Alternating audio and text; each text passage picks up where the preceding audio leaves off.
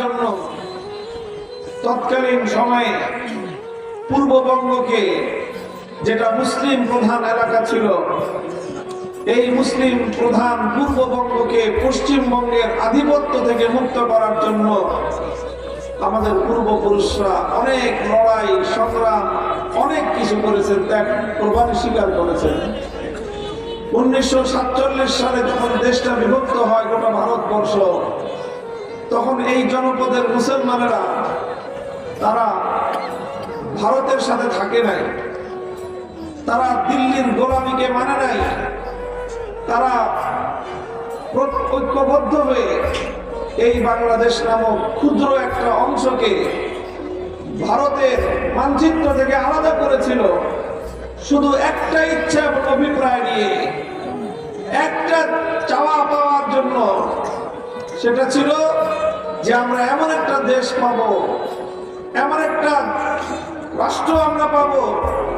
যেই দেশ যেই রাষ্ট্র এটা অনেক বড় না হতে পারে,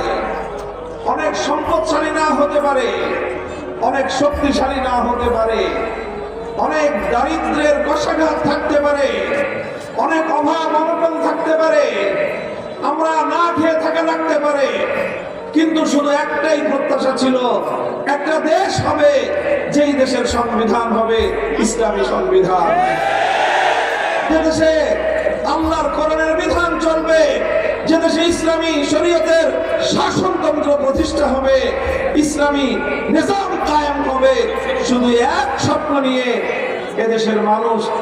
এই ভারতের মতো বিশাল শক্তির সাথে টক্কর দিয়ে দিছে। মোহতারাম হাজিরিন, কিন্তু দুর্ভাগ্য আমাদের যে যাদের সাথে আমরা জোট বেঁধেছিলাম সেই পশ্চিম পাকিস্তানি খান পাঠানগুলো 24টা বছর শাসনের নামে আমাদেরকে শোষণ করেছে, জুলুম করেছে, অধিকার দেওয়ার কথা বলে অধিকারগুলো শুধু হরণ করেছে, ভ্রাতৃত্বের কথা বলে আমাদের উপর প্রভুত্ব ফলাতে চেয়েছে, আমাদেরকে অধিকার না দিয়ে গোলামীর শিকলে আবদ্ধ করে রাখতে চেয়েছে। এই করতে করতে কোরআনের শাসনের কথা বললো, অথচ দিল আমাদেরকে বৈষম্যের শাসন, ইনসাফের শাসনের কথা বলে আমাদের অধিকারগুলো কেড়ে নিল। আমরা বড় নির্যাতিত নিপীড়িত এক জাতি। 190 বছর লড়াই করলাম যাদের বিরুদ্ধে, মুক্ত হলো, দেশ স্বাধীন হলো, আমরা স্বপ্ন দেখলাম আমার কোরআনের শাসন হবে, ইসলামী শাসন কায়েম হবে।